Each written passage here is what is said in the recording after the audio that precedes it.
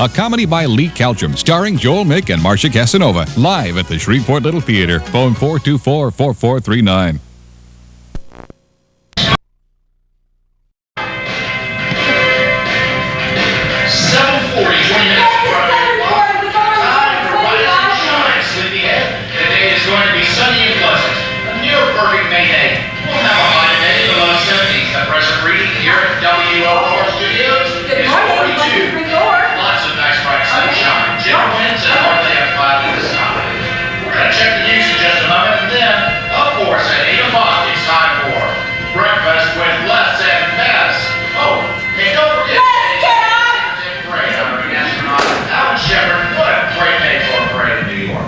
More details right after the news. Lester Dissinger. I'm up. I'm up. I'm up. I'm up. I'm up. I'm up. Lester, please. Could you close the drapes? It's nearly 4:00. Why don't you do the show alone? Talk deep for me. It's a very special program this morning. Princess Grace is calling from Monaco.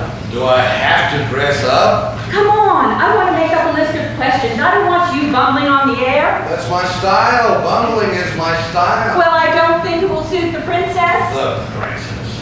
She's an actress. She's not even an actress. She's a bricklayer's daughter. Her whole country isn't as big as that park. Problem safer. Here.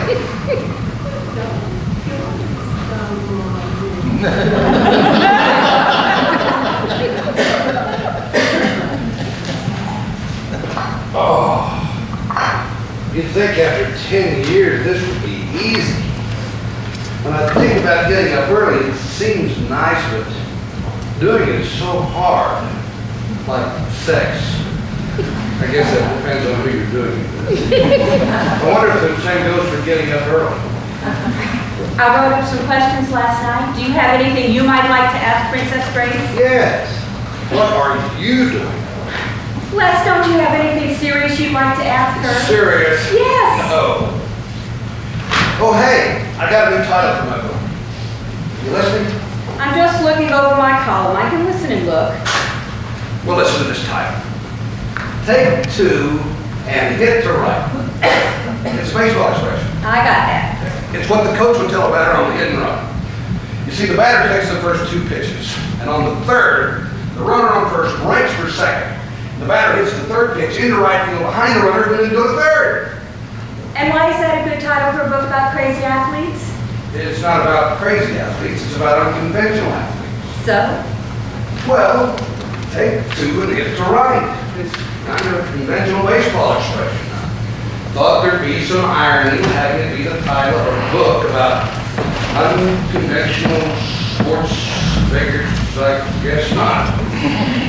Why don't you write the book first and think of the title later? I am writing it. I've written a chapter and a half. In 5 years? That's not writing, that's dawdling. If I had a title, the book would take off. Finish the book. If it's a good book, the title won't matter. Okay. Okay. Hi, where have you been? Ooh, in the bedroom. I mean, for the last 2 days, you said you were going to a party 2 nights ago. Oh, yeah, well. That must have been some party. Oh, well, it was kind of dumb, really. How can you say a dumb party for 2 days? Well, I was, hoping it would get better.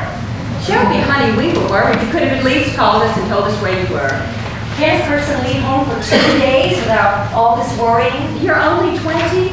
Alexander the Great was only 20 when he conquered Persia. But his folks knew where he was. Okay.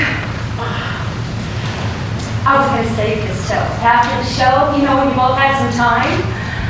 But if you really want to know what I was At doing, this, Goldberg leaves Warner's for Metro. Russ leaves Paris for Moscow. I think Goldberg's got a better deal. Sid Jarnoff had a 3-picture deal at Fox. That jerk, he couldn't make a movie if his life depended on it. you know, if you really want to know what I was doing. Looks like Kennedy's going to meet Khrushchev. That should be fun. This fat Georgian peasant, this Harvard upper-class Catholic, Khrushchev will lead him up. Joan Crawford's in town plugging her new movie. She'll probably night show? You know, they hate me when I guess it so easily, but all you have to do is read the papers and you can see who's in town. Selassie's in town, going to speak at the UN. I doubt if he'd want to be a TV mystery guest. I bet no one ever asked you. The general public doesn't know who he is. Sounds like the perfect mystery guest. Listen! Oh, no! CBS to drop talk shows. CBS Radio's At Home with the Hartleys and What's Cooking will be dropped from the CBS schedule at the end of the month. Only Arthur Godfrey's afternoon show remains, CBS spokesman said. We are following the clear trend toward music programming. It is evident that the high ratings of local pop music stations are tolling the death knell for the once popular radio talk show. What do you think? Forget about Princess Grace, let's play records. Les, this is serious. It's not that serious. Our show could be next, our show could be dropped next. We've had a good run, what the hell? Sailor B. You don't mean that? Nothing lasts forever. You're full of brilliant cliches this morning. Why don't you call the station and ask Steiner if something's up? He's not going to tell us anything. When our show is dropped, we'll be out in the trades like everyone else. I'll bet that's him now. That would be just like him to cancel us 10 minutes before we go on. Well, you better get it. I'm too upset to talk to him. Hello. Oh, hello. Is it Steiner? Well, it's nice to talk to you two. Is it beautiful there? It's Princess Grace! Oh my God, it's Princess Grace! Yes, I know. Oh? Oh, that's a shame. Is it Princess Grace, Les? Is it Princess Grace? No, it's Mrs. Dulcimer. Who? Mrs. Dulcimer? The couple who are renting the Connecticut house? Oh, yes. Their dog just ate a piece of sculpture. She wants to know if it's valuable. What piece? What piece? The head. What piece of sculpture? What piece of sculpture? She thinks it's a woman, but she's not sure without the head. Okay. She's checked and she is sure. It's the Haitian woman. Oh God, we should have put all those things away. Is it valuable? Not terribly, it's just beautiful. Don't worry, Mr. Dulcimer, it's not valuable. No, it can't be replaced. Don't feel bad. Yes, it was very beautiful. Your dog has good taste. That would be nice. Thanks. Bye. If they feel badly, they're going to give us a gift. No, I can't wait to see that. We never should have rented the house. We never use it. That's not the point. There are too many beautiful things in that house for it to be lived in. Oh, look at the time. We have 8 minutes. I don't have nearly enough questions for Princess Grace. I'll ask her if she'd like to rent the Connecticut. I'm going to call the station. I'm just going to ask Steiner about that article in the trades. He won't tell the truth. He's a producer. Hello. Hilda, where are you? You what? Hi, Bob. It's Why? Beth. I read the trades this morning Oh, about Hilda. CBS talk shows. Well, I just why wanted don't to you find talk out to what Mr. it is. Dissinger about this? Yes. Yes. Well, I really think this is something you should do in person. Hilda. That was our maid. Where is she? She was supposed to be here an hour ago. She just quit. She quit. Why? Too many parties. Too many parties. Why? We haven't had a party in 2 weeks. We had one 2 nights ago.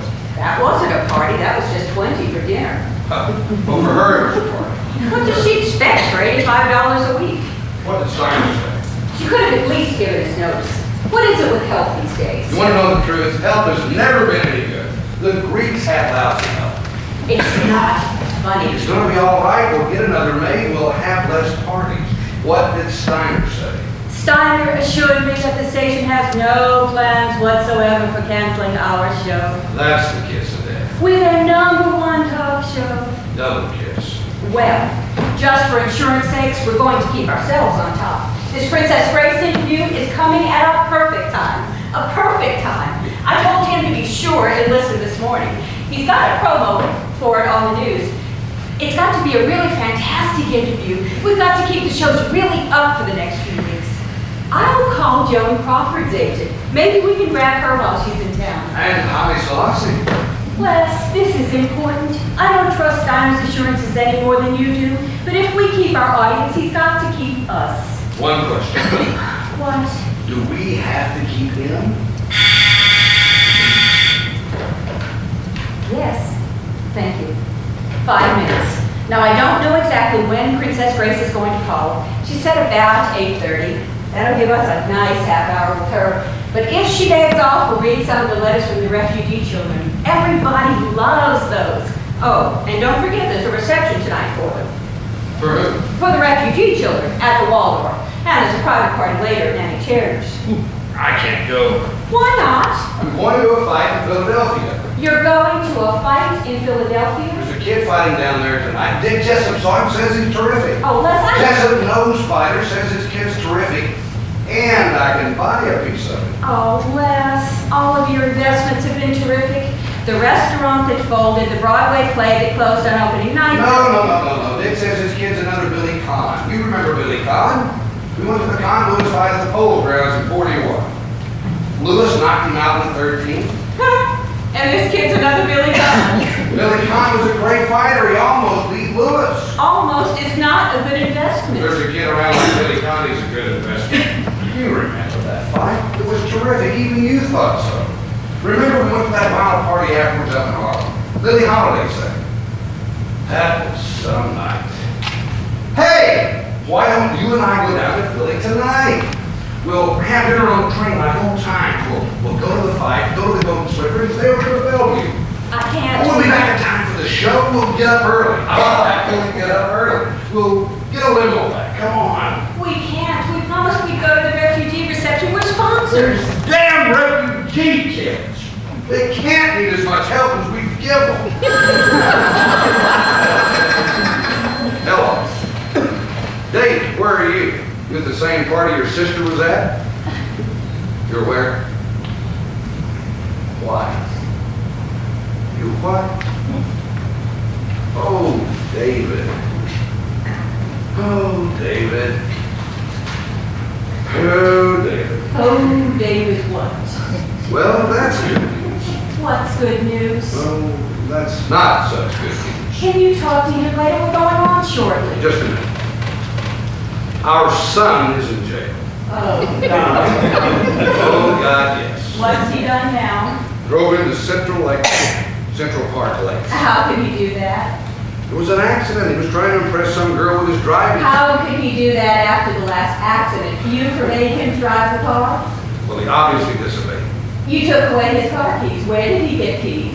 Does that really matter now? I mean, he's in jail. We got to get him out. Were there any reporters there? Did anyone get any pictures? Is that really important? Yes, it's important. Any bad publicity is just what the station needs to try to get us off the air. We don't need this now. We don't need this. I'll be right there. Call Harrison. He'll get him.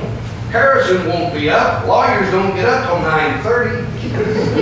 Darling, would you please call him? That's what we pay him for. Hello? No, David, your father has not left yet. A pair of shoes. What happened to your shoes? David, your father can't come right now. We'll be down after the program. I don't care who you're in a cell with. Maybe you'll learn to drive more carefully. Hello, Harry. Les. Sorry to wake you. David, Harrison will get you. Harrison is our lawyer. What's the difference if he voted for Nixon or not? He can get you out of jail. Oh, you're in no position to be particular. Goodbye, David. That's right, Harry. Fifth precinct. Thanks. Stay tuned. We'll be right back in 60 seconds for Breakfast with Les and Bes. With this morning's special feature, an exclusive interview with Princess Grace and Prince Air of Monaco. But first, these messages. Is everything okay with Harrison? Okay. This is it. I have had it with David shenanigans. I'm tired of having our name in the paper every time he hits someone in the mouth who doesn't agree with him or bangs into someone else's car. The station is tired of it, the paper is tired of it, and I'm tired of it. But the public loves it. That's the point. What's the point? I thought you wanted publicity. Not bad publicity. Oh, the public doesn't care if it's bad publicity or good publicity. As a matter of fact, they prefer bad publicity. Well, the station doesn't. Well, then, the station doesn't understand princess. You don't understand. You don't want to understand. What do you mean I don't want to understand? It's legal what it means. You don't want to understand. Well, I understand.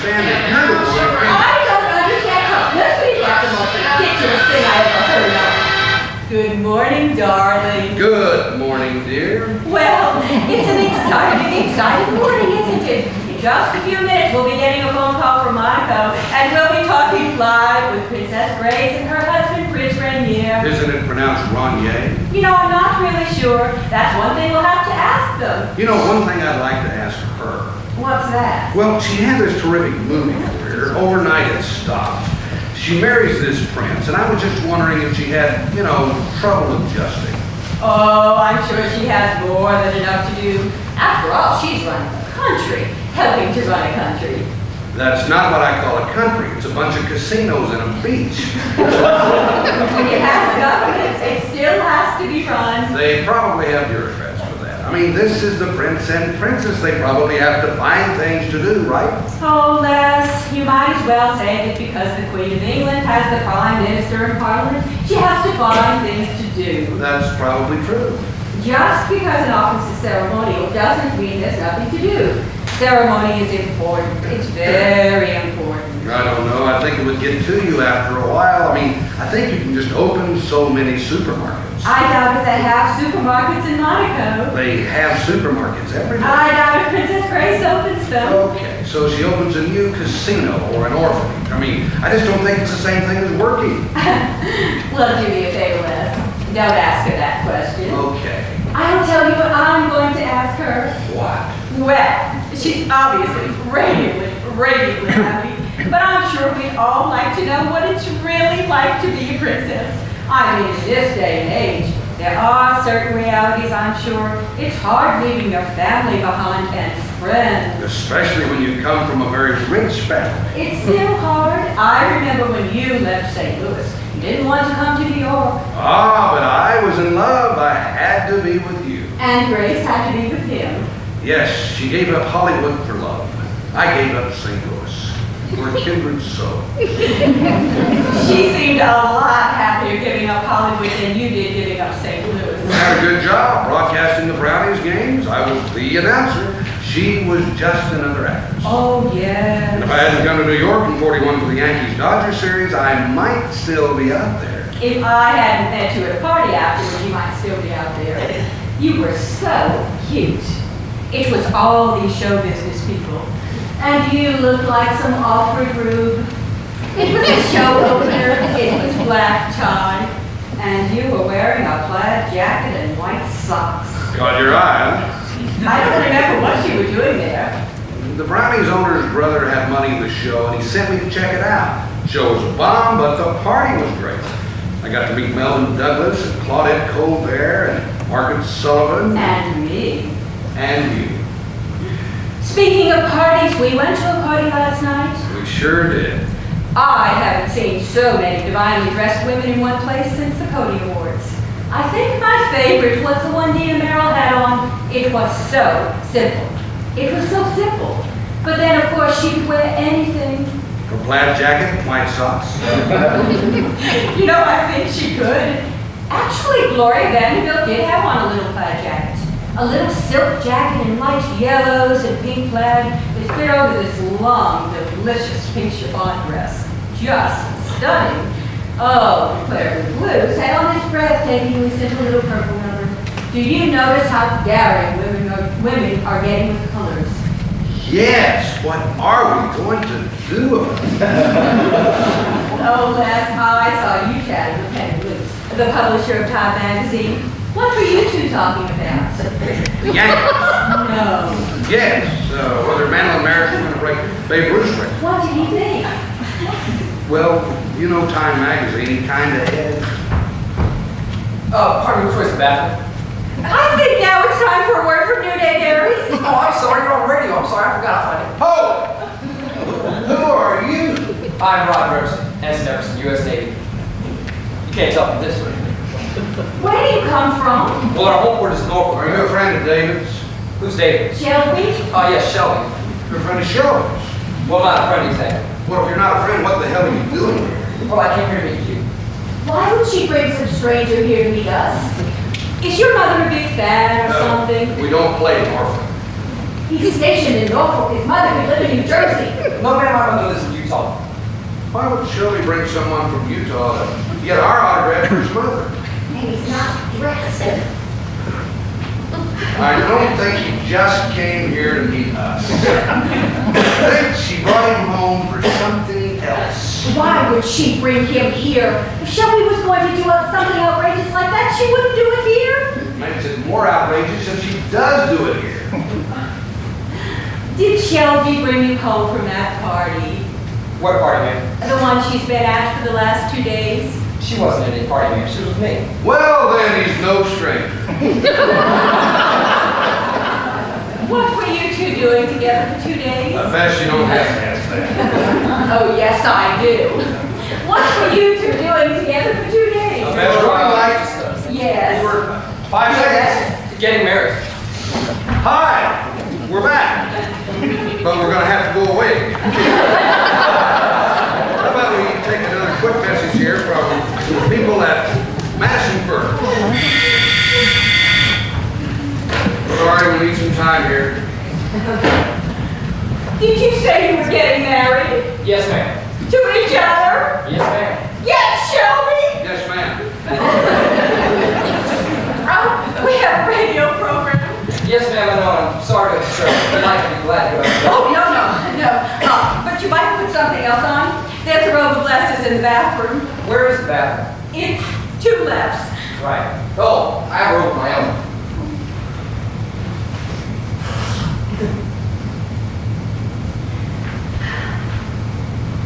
Oh, no. Oh, Roger, I'm so sorry. This is so embarrassing. Shelby, is this true? Yes. Why didn't you tell us? Well, it just happened. Before. Why didn't you tell us about it before? Tell us about him before? Let us get to meet him before you married him?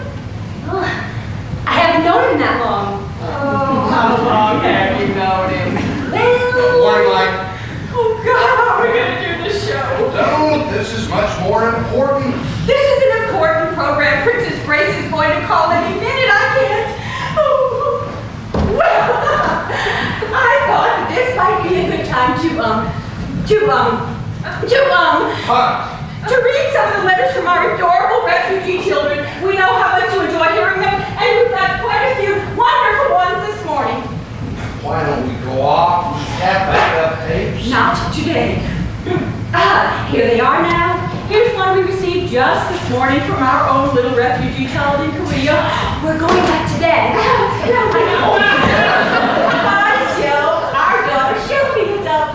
Wait a minute, Shelby, honey. I want to talk to you. Find out what you've been up to, and we'll do that right after we hear some of these wonderful letters. Now, here's one. Now, the letter from our foster child in Korea, Mo Ching. We just call him Mo. That's his real name.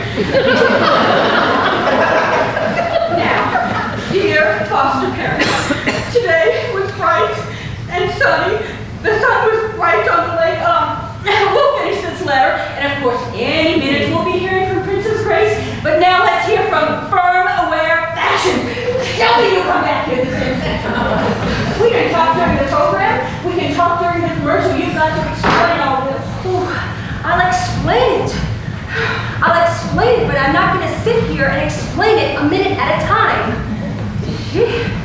We'll talk after the show. No, let's talk right now. We'll get them to play the interview we did with Bernstein we never ran. This program is too important. Steiner is listening this morning. Cam, look, we got some problems on this here. Can you run the May 6 Bernstein tape? When Princess Grace calls, we'll cut back in. Right. Do it. Yes, I told you this program is too important. Steiner is listening this morning. Well, I think our daughter is more important. Of course she's more important, but she can wait. The show can't. Well, I can't wait. I'm dying of curiosity. Oh, Shelby, honey, you understand the problem here. A lot of talk shows have been canceled, and we have an interview coming up with Princess Grace, so I can't just stop and talk to you, but I do want to know what this is all about. Hi! Have we got a treat for you? Bess just realized that we never got to play the wonderful interview we did with Leonard Bernstein backstage at the Philharmonic.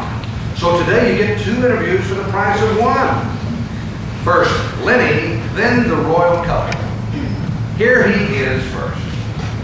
Steiner is not going to like that. Well, Steiner's daughter didn't just bring a marriage on him. Now, daughter of mine, spill the beans. What do you want to know? Well, how about everything? Well, there's nothing more to tell. We're married. Yes, well, there are just a few details you left out. Like, who is he? Don't talk about Roger like he's not here.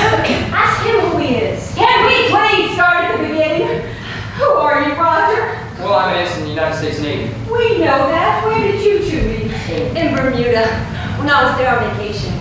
You didn't mention meeting him.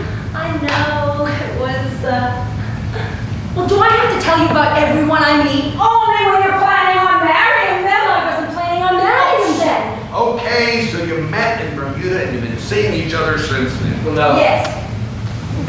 You've been seeing him, but he hasn't been seeing you. Not exactly. Now, you've been seeing each other, but it wasn't serious. Well, no. Let's let her explain. Okay, fine.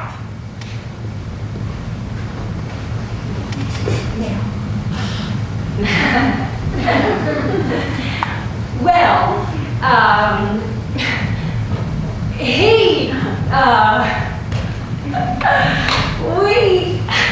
I was doing a better job than she is. Well, she's not explaining anything. Right. Give me a straight, succinct naval explanation. Well, we met at Bermuda Now, on our last day there.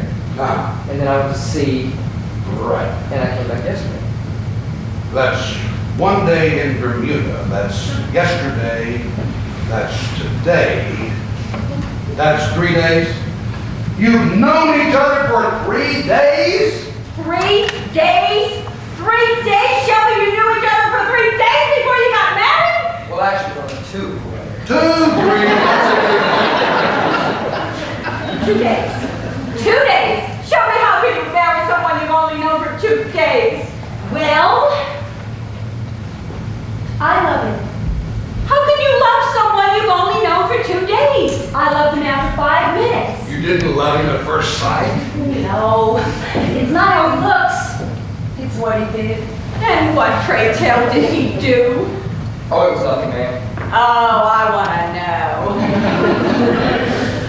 Well, I rented one of those motorbikes down in Bermuda, you know? And my skirt got caught in the chain, and I was trying to pull it out, and I was screaming and being all hysterical. And he just came over and said, "What are you wearing under your skirt?" As I said, a little shocked at first, I said, well, my bathing suit. And then he said, "Why don't you just step out of the skirt?" And I did. Well, I just thought that was so terrific.